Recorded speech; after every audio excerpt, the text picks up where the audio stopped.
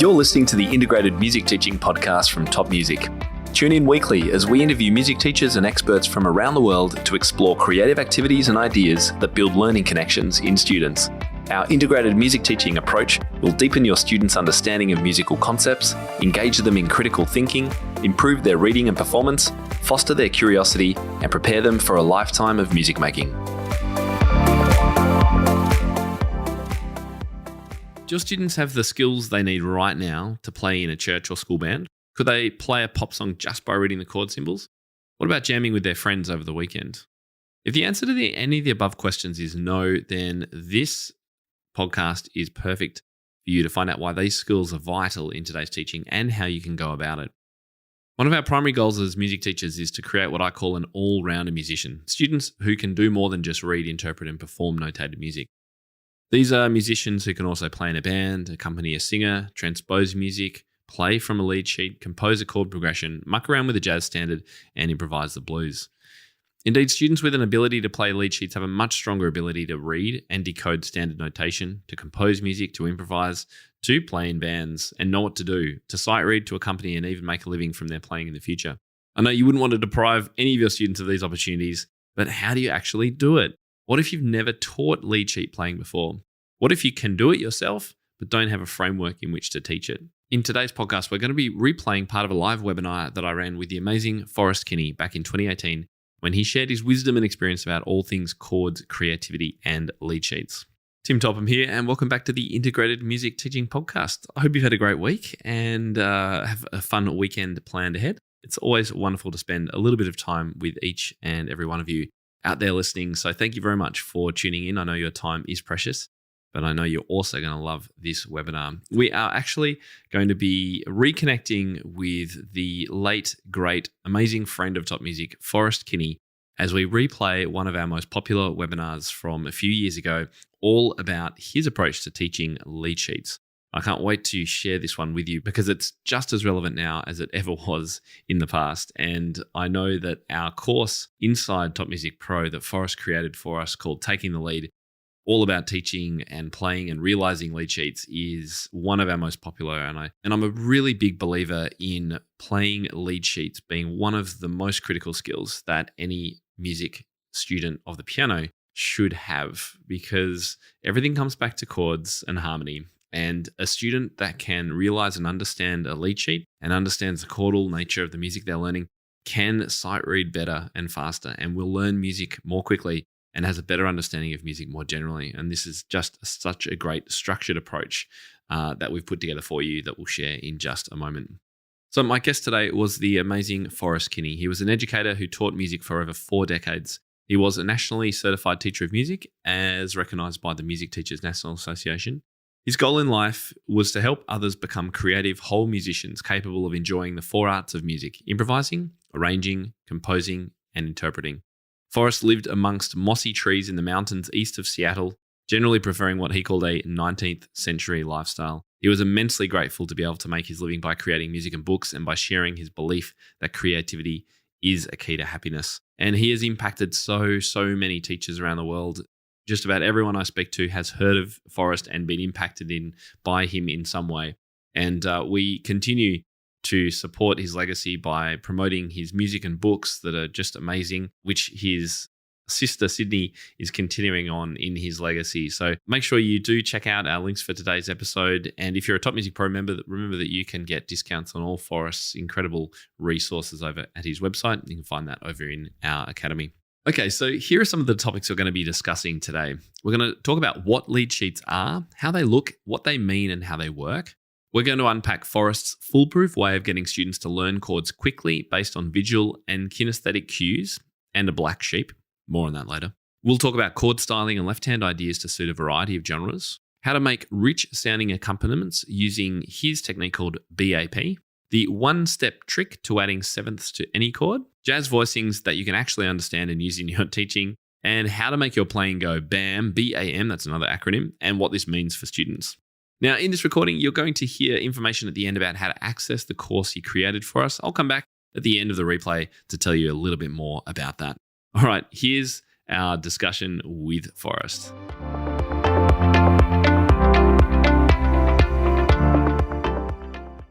thank you so much for joining us for today's free online seminar for piano teachers, worship pianists, music leaders, and pianists from around the world interested in finding out about ways to be more creative with chord-based playing from lead sheets and learning how to pass these skills on to their students. One of my primary goals as a piano teacher is to create what I call all-rounder musicians. And just like cricket players, these are students who can do more than just read, interpret, and perform notated music. These are musicians who can play in a band, accompany a singer, transpose music, realize a lead sheet, compose a chord progression, muck around with a jazz standard, and perhaps improvise the blues. And a lot of pianists and teachers also hold roles playing music in worship situations. But few, in my experience, have ever been taught the skills really required for success in this field. Now, I've personally spent a lot of time playing for church services in my school and college and accompanying roles, and I know those skills required, they can be right outside the comfort zones of a lot of classically trained pianists. And in those worship situations, not only are you expected to read lead sheets and play in a band, but you also have to improvise during those quiet times and keep your playing sounding fresh, oftentimes on really scrappy keyboards and pretty crummy pianos and digital organs sometimes as well. And when we think about it, aren't these the kind of skills we want for our students as well as us? Don't we want to create musicians who are just as comfortable in front of a chord chart and a digital keyboard as they are in front of a Steinway on a stage? As comfortable creating a chord progression for a backing track as sight reading a minuet? What I want in my students, and I wonder if you're the same, are versatile musicians who have a deep understanding of music and a breadth of musical experience that allows them to perform in just about any circumstance with or without music. And when it comes to ensuring that our piano students are competent and versatile all-rounder musicians, nothing, in my opinion, beats chords and lead sheets, which is what today's all about. Pop songs, band music, jazz charts, modern praise and worship music, it's all written in lead sheet form. And so neglecting to teach this to our students, I really think is depriving them of an ability to engage in a large proportion of today's music. Indeed, students with an ability to play lead sheets have a much stronger ability to read and decode standard notation, to compose music and improvise as well. But it really does help with their reading of normal music. It also allows them to play in bands and sight read, accompany, and even to make a living from their playing in the future. But how do you do it? That's the big question, right? How do you teach students to be these all-rounder pianists? And what if you've never taught a lead sheet before, even if you can do it yourself? Even for teachers who might be competent lead sheet readers themselves, knowing where to start can be a real challenge. And so that's what today is all about. So it's great to see so many people who have already logged in. We've got well over 400 people with us now, and lovely to see so many of you saying hello from all different parts of the world. I would love to say a personal welcome to you all, but unfortunately there's just too many today. Now, if you haven't met me before, my name is Tim Topham, and I'm a music educator and a piano teaching specialist based here in Melbourne, Australia. And I've been teaching both privately and in primary and secondary school education for 20 years, and now focus more on supporting piano teachers to improve innovation, to teach more creatively, and grow really successful studios through things like this online seminar. And I've been reading personally and playing lead sheets ever since I was about 12, and have found this ability indispensable in my performing, accompanying, and teaching career, which has included everything from playing in restaurants. I've got a really bad story about playing in restaurants, to accompanying instrumentalists and singers, playing piano for musical theatre auditions, conducting musical theatre, and playing in lots of bands too. But it's not just me today. I'm very, very proud to welcome my co-host. He needs very little introduction. He's one of the most prominent writers, thinkers, clinicians, and teachers of creative pedagogy, including improvising, composing, and arranging. His books include Pattern Play, Puzzle Play, Create First, Chord Play, and heaps more. And he's run workshops and live teaching demonstrations all around the world. He is a superstar of the creative piano teaching and playing world, and very much a kindred spirit. Welcome to the webinar, Mr. Forrest Kinney. Thank you very much. And just for the record, I did not write a book called Heaps More. I just want you to know. It's just so great to have you here, Forrest. And, anytime we connect, and I know that everyone watching who has interacted with you, seen you on stage, or heard you speak has felt that same, just that love of music and playing and supporting people that comes through everything that you do. So thank you for all you've given to the world of piano. And thank you, Tim, for having me here and providing so many resources for teachers. During your opening monologue, you couldn't hear me because my mic was off, but I kept doing amen cadences. I like it. Scenario so well. Thank you. Oh, absolutely welcome. It's my pleasure. So look, I'm actually going to pop a quick poll up on the screen, and I might just get you to pop your camera off again, Forrest, for just a moment. We'll get you back. Don't worry, everyone. We're going to be getting Forrest back very, very soon. I'm just going to pop up a quick poll because I'm really interested to find out what's brought people here. So if you have a look in your chat window there, I've got a poll, and I'd love for you to just click which statement suits you the most. So we've got things from I've never done this before and I need help, to I already play from lead sheets but I don't really know how to teach it, to I already teach lead sheets but want to get better, or I'm a worship band leader and I want to play for that area, or the last option there is I just want to hang out with Forrest and hopefully me as well. So pop in your reply to that. I'd love to see what's brought you here. Looks like I'm already teaching lead sheets and want to get better is our top one at the moment. So that's 42%. We've also got 20% who have never done it before and need help, and about 22% who already play, but again, don't know how to teach it so well. So looking perhaps for more of that structure. That's fantastic. Very helpful. We've got 7% Forrest who want to hang out with you. So that's a good sign. I'm sure there's really everyone, but you know. I've done better than 10% before, but it's all right. Fantastic. No, that's really, really helpful. Thank you, everyone, for just going through that. So let's go through what you're actually going to learn on today's webinar. And I'll just go through this really quickly because we're going to try and do a whole lot at once, but we'll keep it as clear as we can. So we're just going to go over the why or what and how of lead sheets, some ways to teach chords and when to use inversions, which is often a challenge. We're going to go through some of those left-hand styles for maximum impact. Forrest has got a superb trick for adding sevenths to any chord, and sevenths can be so confusing for students. Accompaniment and solo styles and how they differ, and also just some information about further resources for your playing and teaching. And our goal today is really to boost your confidence playing and teaching lead sheets by showing you a step-by-step approach that you can try today. Now, as always, I love giving away lots of bonuses. So here are your freebies for being live with us today. I've taken a section of some handouts that Forrest has created for us, all about using Pachelbel's canon. This is such a great chord progression to explore with students.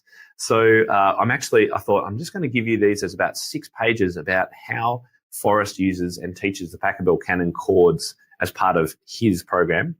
We're also going to give you the left-hand patterns and styles ultimate guide, which is one of my favorite downloads and one of the most popular from my website. And I've fully updated my easy chord progressions to inspire creativity. This is a handout that needs no music at all. It's literally just cool chord progressions using some sus chords and slash chords and all that kind of stuff. And of course, you'll get a certificate of professional development as part of being here. I think it's really important that we all keep track of our development. So that will be coming your way as well at the end. And I'm very, very excited to be sharing with you information about my Inner Circle piano teaching community, because if you've been following me for any length of time, you're probably familiar with my podcast, my blog. You might have seen a YouTube ad or video, but actually that's really a smaller proportion of what I actually have on offer for piano teachers. I have full training courses, video courses, our own private member forums, live coaching, lesson plans, training plans, resources, downloads, and discounts, everything you could possibly need as an amazing teacher. And I'll be sharing more about that a little bit later on in today's show. Now, I noticed that a couple of people are saying they've lost their connection. If you do lose your connection at any time, just hit that reconnect button or just refresh the whole page, and you should be able to get back on without too much of a challenge. So with that in mind, I think we're going to head back to our screen, our videos. So there we go. And I'm just going to pop a comment in here because I can see a few people are having some trouble with their connection. So I'll just say here, in case people miss that slide, having connection issues, please refresh your page. All right, and hopefully that will be fine. Right on about 500 people here, so I think we're okay for numbers. All right, and I think with that, let's get started, Forrest. I'm so excited, and I really just want to hear you play. But we could almost all just sit here and have a 40-minute concert with Forrest, but we won't. So just so we're all on the same page to begin, Forrest, can you tell us what a lead sheet is, how it looks, and where they're most often used? Let's just start with the real basics quickly. Okay, I will do it quickly because I know a lot of people have experience. Basically, a lead sheet is 2 bits of information. It's a melody, and it's got these letters of the alphabet above it. And of course, those are chord names. In this case, we have the tune to Happy Birthday and a C major chord, G major chord. Basically, that is a lead sheet. Sometimes you will see it with lyrics. Sometimes you will see this, and that has no melody. And this is actually not called a lead sheet. It's called a lyric sheet. And Tim and I will be referring to that as well. I think the most important thing to know about chord symbols is simply capital letters represent major chords. And when you see a little m or a dash sign, that represents minor. And boy, if you know your major and minor chords, you're well on the way to being able to play a great deal of music. Almost all chords, except diminished and augmented chords, can be thought of as evolving out of these simple major and minor triads. So in terms of what we're going to be talking about today, it's what I call the art of arranging. It's taking those letters and knowing what to do with them. Because, see, a beginner will look at a C and they'll say, in theory class, I learned that this is a C chord. So that's what I'll do. But now the art of arranging is realizing that that C can mean 10,000 things, a million things. So for me, you see, that C means I could do this.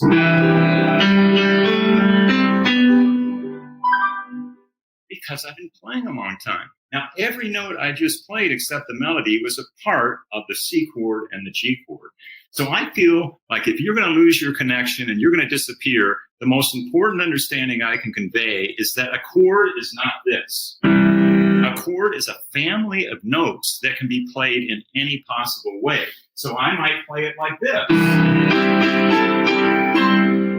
I might play it like this.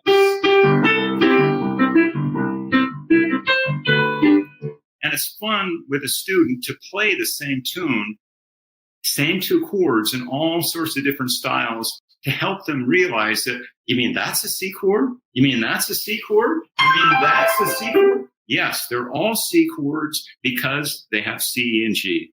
That's what a chord is. Right. So I think that's the most important understanding to attain.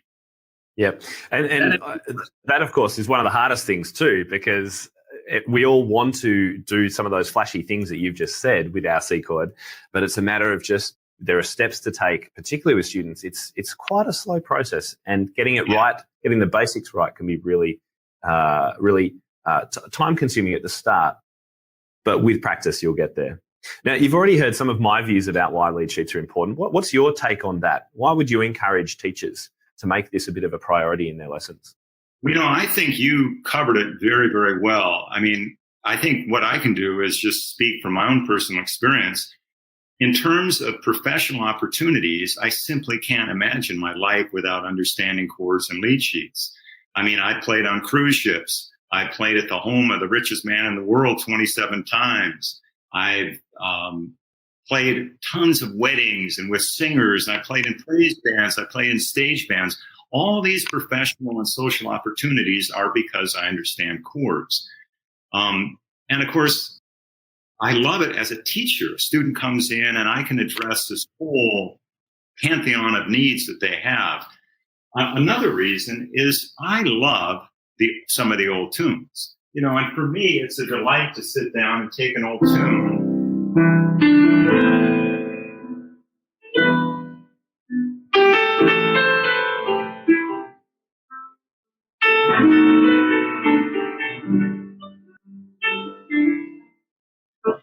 I mean, sometimes I would much rather play that tune than even Chopin, which is saying a lot.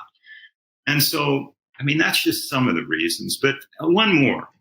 If you understand harmony, to me, it takes so much anxiety out of music making, out of learning it, and out of memorizing it, and out of creating it. For example, this piece.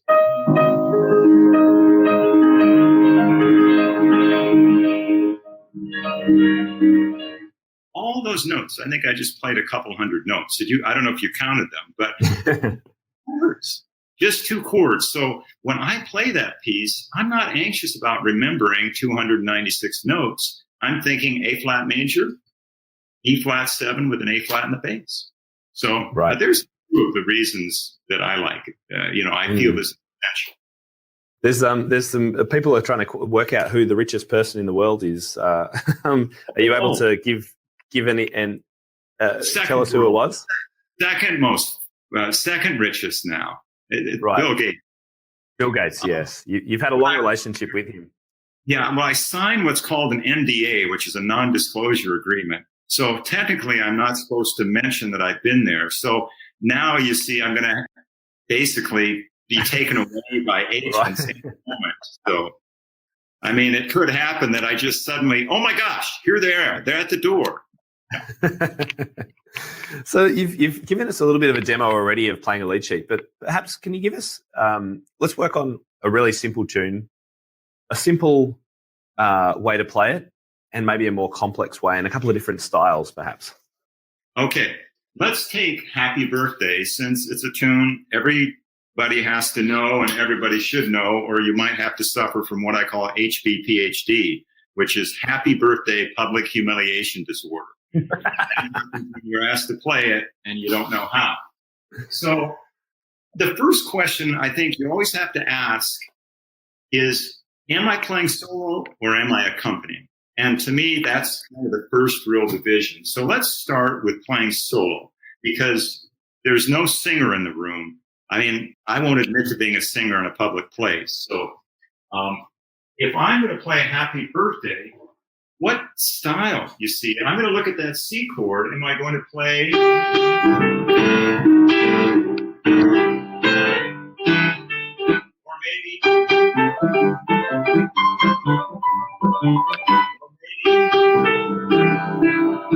and if I'm going to play an accompaniment, again, it's always a question of, well, what style?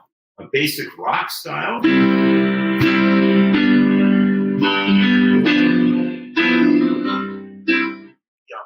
Birthday. So, but you ask about simple to hard. Now, each one of these styles can be done at a very simple level, and each one can be built up in a progressive way. So I think I'm going to pick ragtime because it's a fun style. So if I'm playing Happy Birthday, I'm going to, first of all, change it to 4/4 to fit into ragtime. A beginner might do this. The next step would be to break it up in a simple way. The next step might be to change the bass so it moves down to the 5th. And that gives a traditional ragtime sound. The next step would be to encourage the student to do syncopated rhythms in the right hand to create what are called ragged melodies, which is actually where the term ragtime came from. The phrase ragged melody. So it might sound like this.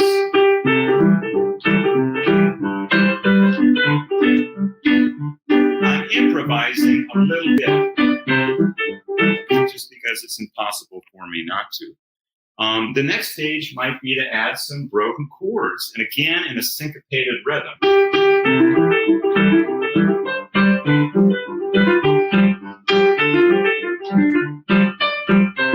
Of course, the more advanced player could do do that with octaves.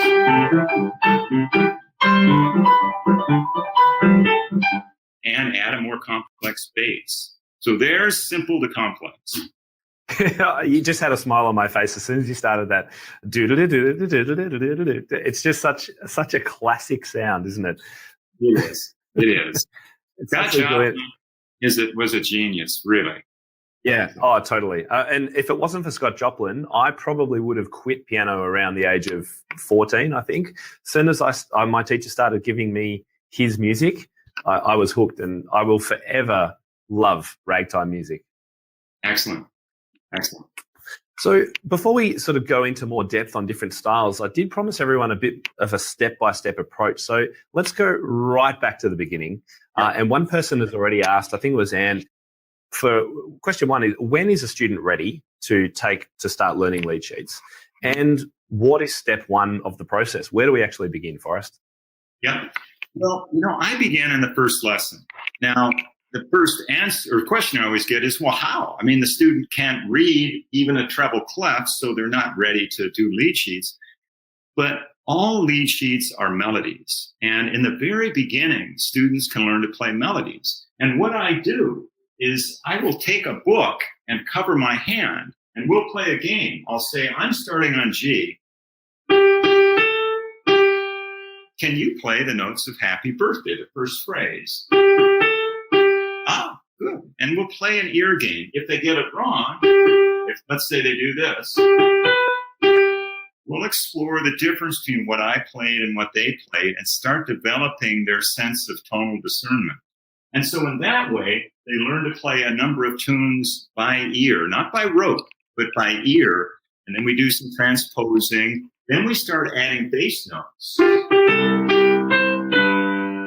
Again, as a game, I'll say, well, what do you think? Is it C here? Is it F here? Well, take a guess. It's kind of like going to the optometrist where, they'll say, well, is it the left lens that's more in focus or the right lens? And, it's a game with the kids. And then we'll turn the bass notes into fifths to start preparing the hand to play chords, because as you know, it's difficult to play a chord for a lot of beginners. Then we'll build up to, and then they're ready to start styling chords. So I do that for a number of months before they learn to read. I'll have them learn, a half dozen tunes, learn to transpose them, learn to improvise a little bit with them. Then we start studying the treble clef. And incidentally, this is exactly how Clara Schumann was taught by her father at the age of 5. She learned tunes, she learned transposing, she learned improvising for 10 months. Then her father started to teach her treble clef, and then 2 months later started teaching her bass clef. And Clara Schumann turned out okay. Absolutely. So just to recap that, you actually start with an oral activity where it's a copy and repeat kind of by ear playing for a number of simple tunes. Then you'll help them add a bass note. And I assume at that point you're starting to talk to them about keys or at least chord areas so they know C's and G's if you're working in C. Would that be right? Yeah, exactly. I as soon as they're ready, I start trying to get them thinking the key of G as well, just so they start to see the whole pattern of the keyboard and start to hear 1, 4, 5 root movement. That's my real focus for a while. Right. Yes, and being able to hear that and even hum it, and then being able to play C and G or whatever it is. Yeah, nice. I wasn't trained this way. I was trained classically. I started at the age of 15 and, did study with a Juilliard teacher for many years. But I was humiliated when I started jazz lessons at 28 because I couldn't play Happy Birthday by ear in the key of A, which is where I coined, HB-PhD, because boy, was I humiliated. So I vowed then that my students wouldn't suffer a similar fate. So I began to teach this way back then. And I'm happy to say that my students have generally had a lot better ears than I have.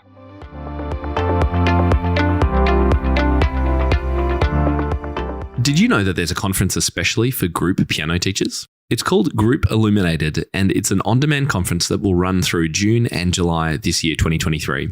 Group Illuminated is the go-to place to take your questions about group piano and come away with answers, new ideas, empowerment, and inspiration.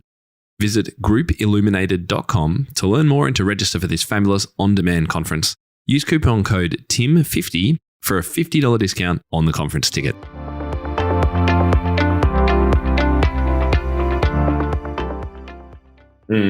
Well, I mentioned at the beginning that we are very much kindred spirits. And my approach I've actually formalized into a framework I call No Book Beginners, which is very similar, that approach of just leave the method book aside. Reading can come later. It's so much more important to build students' rhythm, melody, oral discrimination, singing, all of that stuff first. Listening, confidence, flow, relaxation, posture, all of these pre-literate elements. It's very interesting to note that Waldorf education, which is a system of education that many of you might know about, they actually don't encourage children to read till the age of 6 or 7. They feel like there's so many activities that are necessary to actually prepare a student to be able to read. And if they're not done, some people won't ever attain the highest levels of literacy. Right. Quite a few people are surprised by the fact that you didn't start until 15. 15 and a half, as a matter of fact. Yeah. Wow.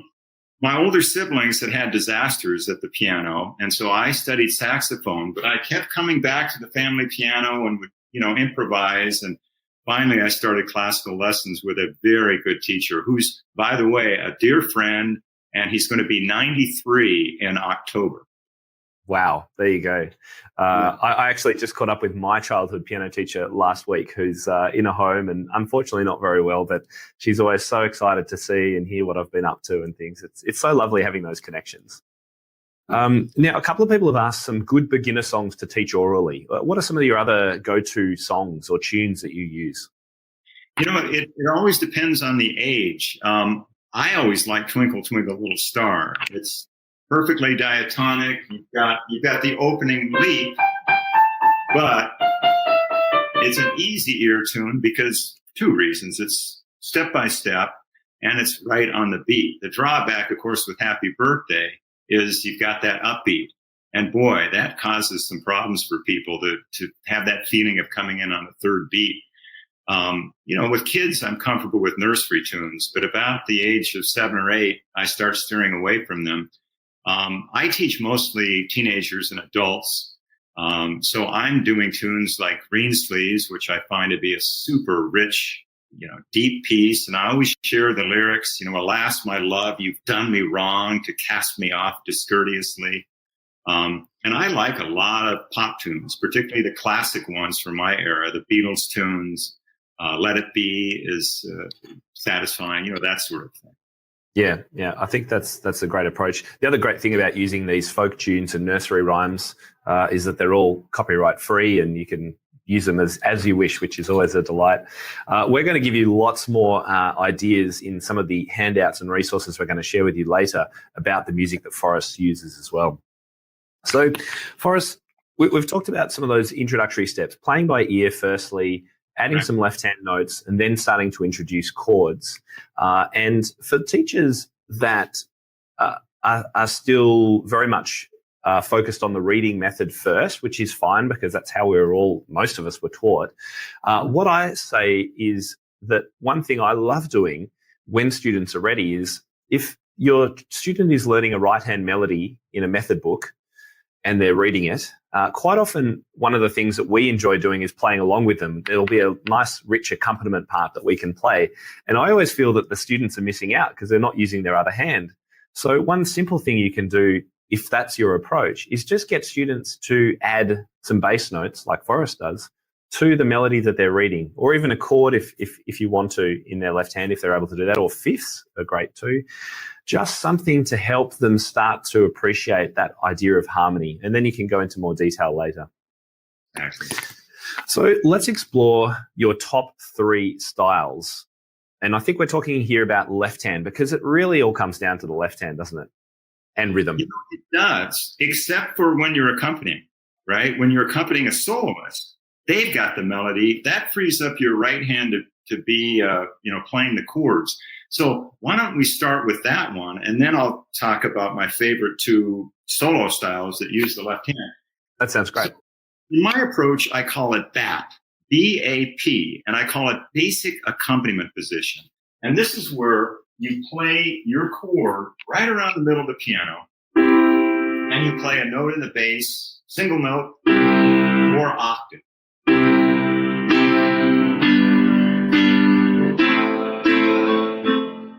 A rich, full sound, actually quite simple to play, but tremendously rich.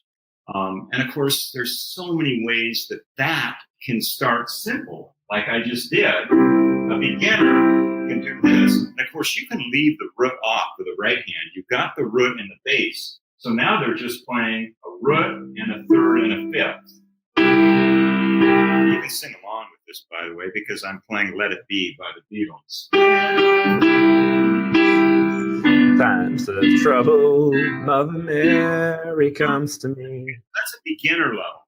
A more advanced student would start playing the block chord in different rhythms. A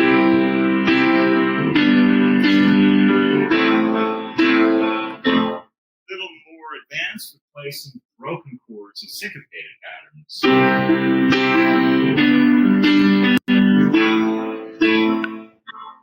A little more advanced would start doing some different inversions in the right hand.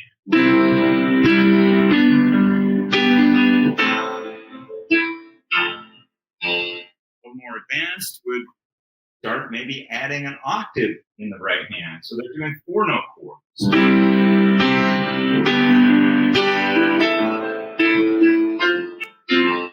So there we go from simple to complex. Okay, now to answer your real question, which is more about the solo style, I would say for ballads, my favorite style is what I call the Chopin sound. And this is where you take a chord and you take the third, that is the middle note of the chord, and you play it up an octave. So.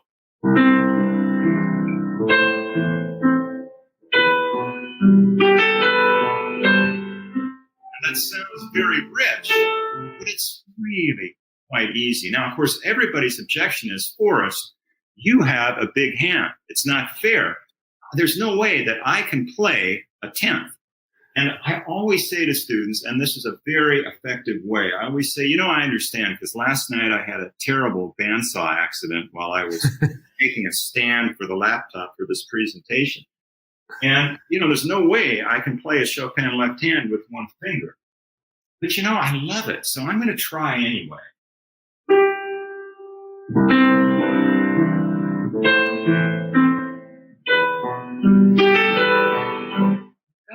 I can do it because I have an arm that can flow and I have a pedal that can connect the notes.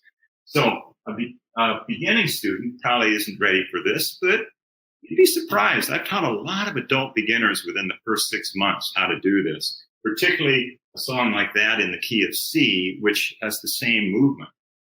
A more advanced student might learn to start to play those in inversions. So, for example, let's take Happy Birthday again.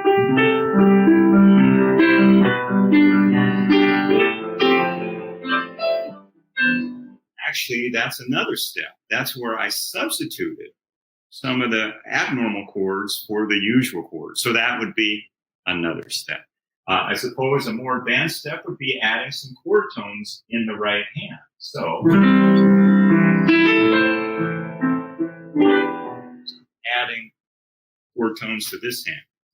Now, a third style would be, I would say, when you've got a strong beat, you need a left hand that's got a strong beat. And it just sounds wimpy to do that. So the very first style my jazz teacher taught me was derived from the boogie woogie piano style. I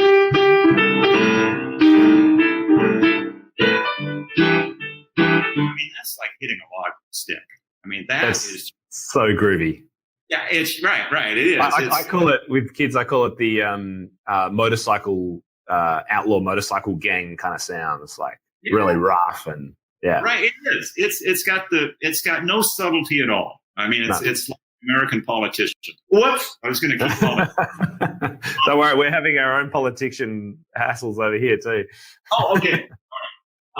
So now the thing about this sound is it is great for teaching rhythm. In fact, my jazz teacher admitted to me a few weeks later, he said, I showed you that, and I hated it, by the way, when he first taught me. But he showed it to me, he said, to improve my rhythm.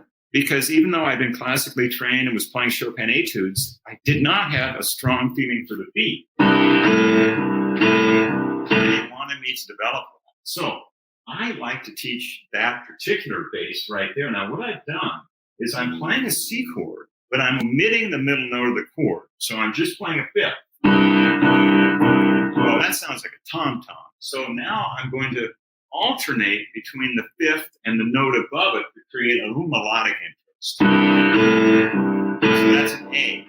You'll notice how I'm giving a slight stress to that A. That's called, I was going to mention that. Yeah, that's called playing the backbeat, or and that's kind of the big innovation in early rock and roll. I mean, the boogie woogie players didn't do that, but people like Jerry Lee Lewis came along and they started hitting that backbeat. So I love that sound for playing anything like,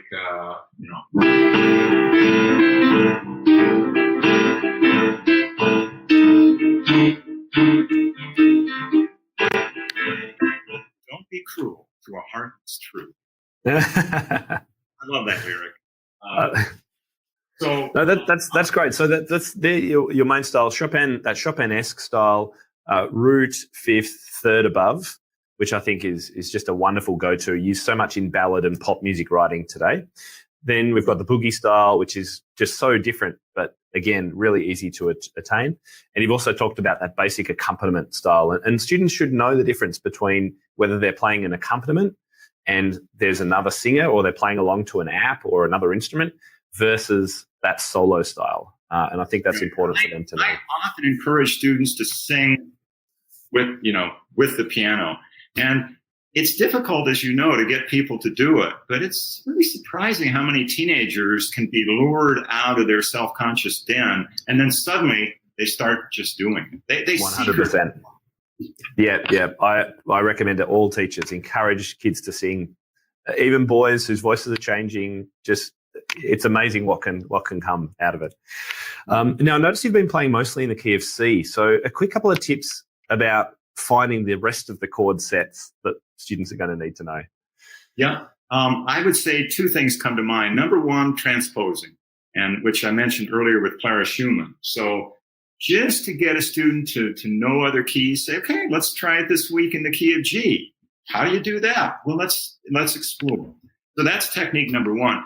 Technique number two is you can often show a student all 24 major and minor triads if they're interested in a single lesson. I have kind of a sneaky way of doing it. I call it the 3-2-1 technique. And here it is. 3 shapes, 2 Bs, and 1 black sheep. Now, I know it's a weird expression, but it works. 3 shapes, 2 Bs, and 1 black sheep. So the 3 shapes are white, white, white. So the 1, 4, 5 in C, they're white, white, white chords. The 1, 4, 5 in A major are the shape of white, black, white. And the 1, 4, 5 in A flat major is the black, white, black shape, the Oreo cookie shape. So already I've learned 3/4 of the chords. Now, the 2 Bs, they're always like refuse to be like anybody else. They're a unique shape. Refuse to be. I see what you did there. What's that? Refuse to be. I see what you did there. Yep, very clever. Good ear. B would be white, black, black, and then black, white, white. B major, B flat. And one black sheep. There's always one chord that's all black keys. And in this case, it's G flat major. Now, the same technique works for the minor keys. The 3 shapes, you've got white, white, white, A minor, D minor, E minor in the key of A minor. You've got C minor, F minor, G minor, white, black, white shape, 1, 4, 5 in C minor, and C sharp, F sharp, and G sharp. black, white, black shape in C sharp minor. There you got it. The two B's, B minor and B flat minor, totally unique shapes. White, white, black, and black, black, white. And then, of course, there's one black sheep. One black sheep, and that's E flat minor. I've had students learn all 24 chords in one lesson if they want to. And that gives them a lot of confidence. I call that the alphabet of harmony, those 24 chords. Yeah, I like how you're using the visual, the kinesthetic feeling and the visual side of things as well. And someone else, Faye, said she uses cookies for chord, vanilla for CFG, vanilla sandwich with fudge in the middle, Oreo.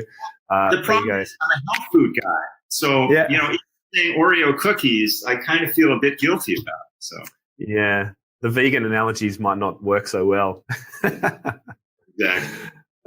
So let's move to, and I know we're moving really quickly, but I just want to get as much value as we can. Quick thoughts on inversions, because I tend to start very much in root position with students. It just gives them that foundation, the roots on the bottom. It's a great way to visualize things. When do you start with inversions? I agree with you. I like staying with root positions for a while so they start really hearing that 1-4-5 movement. If I introduce inversions too soon, the ear doesn't have quite that clarity.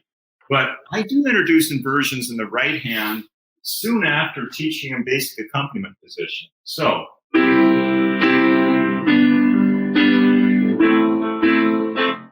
instead of leaping around like that, let's, learn inversion. So in terms of solo style, I often will make the case that inversions are really excellent for creating bass lines. So for example, canon in D, that sounds kind of lumpy to jump around like that. But if I simply invert some of the chords, we have that nice descending bass line.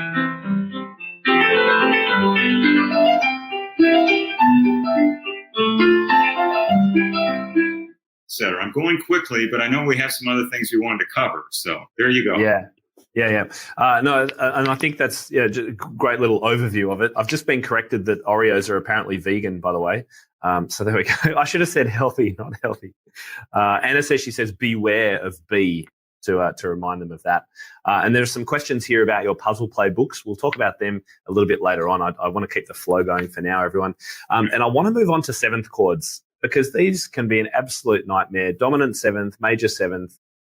I know you've got a trick that can help. Please show us all. Great. Yeah, I mean, so far we've just played with triads, but the real art of arranging, I think, comes with knowing the styles, but then knowing what colors to add to tones. I'm going to take just a second to talk about adding a second, because the same way of thinking applies to sevenths. If I'm playing an A minor chord, and it's a gray day in Seattle and autumn's coming, I'm not ready for it, how do I make that A minor more minor? Well, instead of playing A, C, E, I'm going to just move that up to play a second. I'm going to move it up a whole step. See, so by instead of playing the root, playing the note a whole step above, I intensify that minor chord.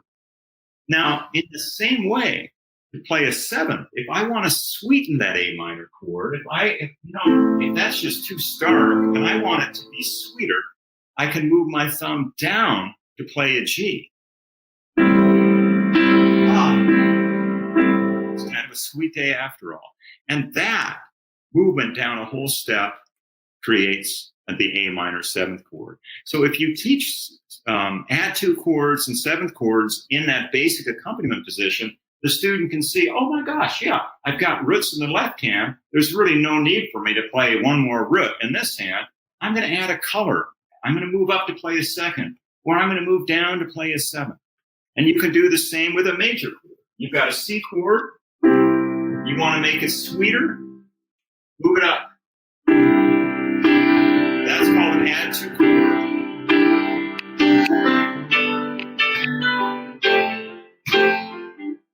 Used a lot in country. Starting to shift. Stop showing off. Yeah. If you want to play a seventh, then you simply take that root and move down a whole step. So here's a C chord.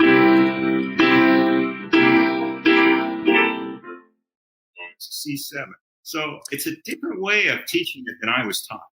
Yeah, I totally love this approach. So let's just go over it one more time, just quickly, because it's so different to how I used to teach and how I was taught. So I used to think, okay, when you're teaching a seventh chord, you do the C chord and then you add a B flat or a B to the top. So suddenly you've got a 4-note chord. So that's much harder for students.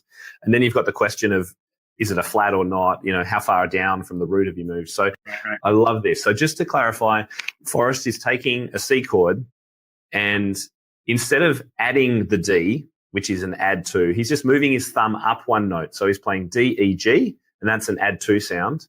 And he's done that by just moving up a tone. Right. And by the same token, if you move your thumb down a tone to the B flat in this case, you'll get the 7th, and it's exactly the same for the minor. This is just a winning formula. Did I get that right? You got it absolutely right. Now, this helps solve that one real difficult issue you referred to a minute ago, which is the so-called major 7th chord. And that's the only time you move your thumb a half step. If it says C major 7, that's when you move your thumb down a half step to play the B. But everywhere else, it's always a whole step. So students grasp it pretty quickly. Right. Yeah. If that's the one thing that everyone takes away from this, I think that's going to be an absolutely winning trick to learn. And so explore that with yourself first. Try it out before you try it with your students. But so much easier to understand. So thank you very much for sharing that, Forrest. And I would love to start just exploring what I call the ultimate way of playing a lead sheet, in my opinion, as a soloist, which is getting the chord in the right hand and the melody, and the left hand's playing the bass. Now, this, for me, is a longer process. You can't jump straight to this for students. It takes some time. Any kind of suggestions on this? Oh, man, I agree with everything you just said. Yeah, my suggestion is have them play that basic accompaniment position for a while. Sing with them. Have them sing. So their right hand gets used to playing different inversions. So let's go back to Let It Be.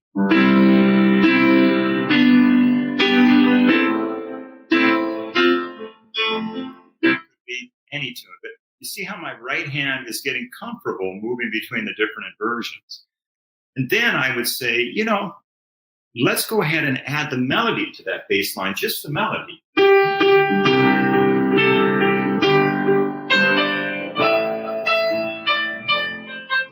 Now, can you combine accompaniment style and that melody? And it's interesting because since they know the different inversions in their right hand, oh, well, I guess I'd use this inversion for this chord. And I'd use this inversion for that chord. And I'd use this inversion. They immediately see the topography and they go, oh, well, that position would work best. So for me, the secret has been really incubating them in that basic accompaniment position style for a while. Yeah, and just going slowly, working through it. I think one of the other tricks that I've learned from you too is that when a student's trying to add a chord beneath the melody note, don't think of it so much as a triad, but just take the melody note, add 2 chord notes below, or even just 1, because sometimes it can be a bit of a stretch. Yep, exactly. Yeah. So look, there are some amazing questions coming through, and I'm really conscious that I'd love to get to them. So if you've got some questions more generally for Forrest, I've been trying to not interrupt him too much. We're going to do a full Q&A in a few minutes' time. So hang on to your questions for them then. But I've got one other question for you right now, Forrest, and that's any suggestions on where to find some lead sheets or lyric sheets? What's your resource? Well, I'm a little bit older than you. I won't say how much, but it's funny because when I was doing this, I used to go to my gigs and I had, this is called paper. Some of you might remember this. And I have a ton of these. My favorite. It's got every song the Beatles ever recorded. So you see, Tim could say, Forrest, do you know how to play I'm Looking Through You? And I'd say, of course. Now, I may have never played this before, but there it is, the melody, the chords, so I could do it. So I always say, go out and buy a fake book of your favorite music. My students really like this fake book, the Disney fake book. This is one that has a lot of good movie themes. I even have this, the classical big book, which that is really good. It's a cool book to have, believe me. So I'm always one that I like a physical book. Of course, now you can get on Sheet Music Plus and buy digital versions of it. We talked about lyric sheets earlier, which are just chord symbols and lyrics. I'm often sending my students to Ultimate Guitar and just having them download the lyric sheets, and we work with that. And boy, you can find almost everything there. Yeah, absolutely. And someone else has mentioned 101 Hits for Buskers. They've got a classical version, which I love as well because it's that really small size. Great resource, very similar to the classical one that you've got there. And I did want to share with everyone some other places to get more resources because Forrest has done an incredible job. He's actually created and put all of what we've been exploring today down into a course. And someone mentioned in the chat before a 94-page download. Well, I'm not giving that away on the webinar. You get a few pages from it as one of the bonuses. But Forrest has actually created a full course. It's an 8-part online video course with Forrest at the piano, the 96-page handout with full notation, questions and challenges to complete. You can obviously set your own pace, follow along with Forrest. You can try something out and then test it out with your students, come back to it a little bit later on. You can watch it as many times as you want. And you've got the full support of a community behind you, which I'm going to show you in a moment, including, drumroll, our new Inner Circle expert, Forrest Kinney himself, who's actually going to be available in our forums to answer and support you with your questions. So this is a little clip from Forrest's course.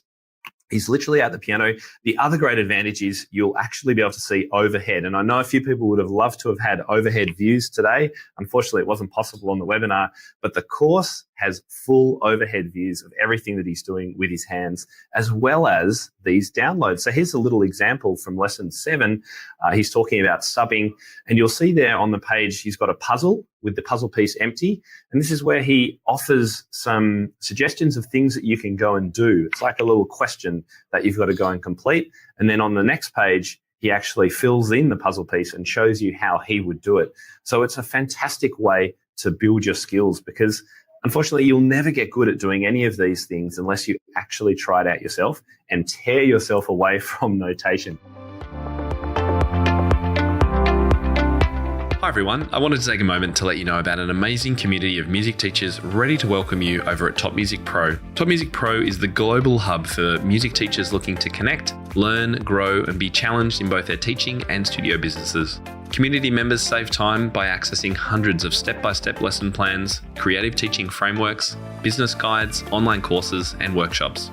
We offer training in topics as diverse as music technique, lead sheets, website building, intermediate repertoire, group teaching, and special needs teaching. We also save you money through our extensive discounts, including those with Music Notes, Sheet Music Plus, Music Room, Office Depot, Tonebase, and many more. And if you like sheet music, all our members get a free book of studio licensed, beautifully engraved sheet music each and every month. As a valued podcast listener, you can check out the Top Music Pro community free for 14 days by heading to topmusicpro.com, clicking Join Now on our studio tier, and using the special coupon code IMTPOD23. That's all one word. So that's IMTPOD23. We can't wait to welcome you inside. Well, it was so much fun reliving that webinar with the amazing Forrest Kinney. I do miss him every day, as I know many of you will, and I hope you've enjoyed reconnecting with him and listening to his great artistry at work. As mentioned in the recording, Forrest created an incredible course for us inside our Top Music Pro Academy. And I wanted to just mention the modules that he's gone through.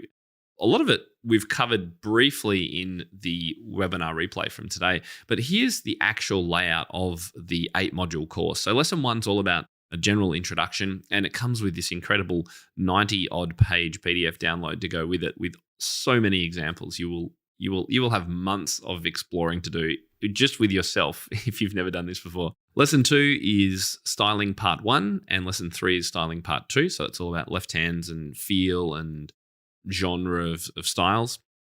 Lesson 4 is called basic accompaniment position. Lesson 5 and 6 is coloring part 1 and 2. Part 1's all about seconds, And part 2 is all about colouring with sevenths.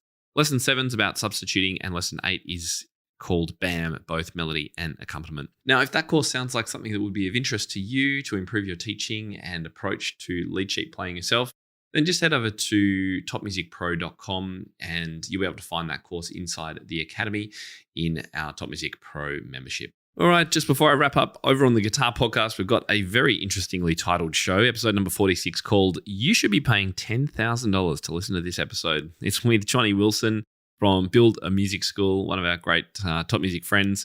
And you can find that over at topmusic.co/guitar046 or just by searching Top Music Guitar Podcast in your podcast player. That's the end of the show for this week. I'm Tim Topham. I hope you've enjoyed it, and we will be speaking again to you in about 1 week's time. Stay tuned.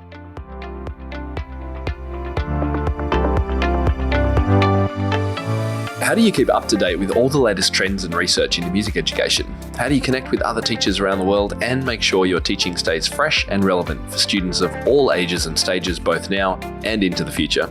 I created our Top Music Pro membership to be the one-stop shop for music teaching resources, training, support and community, and I'd love for you to come and join us inside. With over 40 comprehensive training courses, hundreds of teaching demonstrations and lesson plans, free monthly sheet music, discounts and all the business and pedagogy support you could ever need, Top Music Pro is the community you've been looking for. If you're ready to level up your learning from the podcast and join thousands of other teachers in our global network, head over to topmusicpro.com today. If you enjoy this show and want to hear more of our work, be sure to subscribe to this podcast wherever you're listening today. For links and resources mentioned in this episode, visit us at topmusic.co/podcast or check out the show notes. I'm Tim Topham, and this is the Integrated Music Teaching Podcast, a production of Top Music. Thank you so much for listening. Enjoy your week ahead, and I'll catch you next time.